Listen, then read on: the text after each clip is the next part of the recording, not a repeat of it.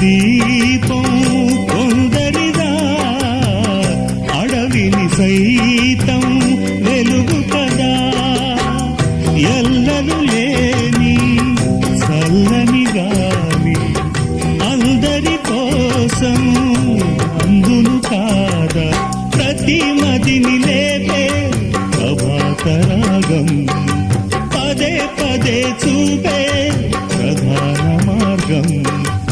ఏది సొంతం కోసం కాదను సందేశం, పంచే గుణమే పోతే ప్రపంచమే శూన్యం. ఇది తెలియని మనుగడ కథ, దిశ నెరుగని గమనము కథ, సరళి రాధ తనే వసంతం. తన దరికి రా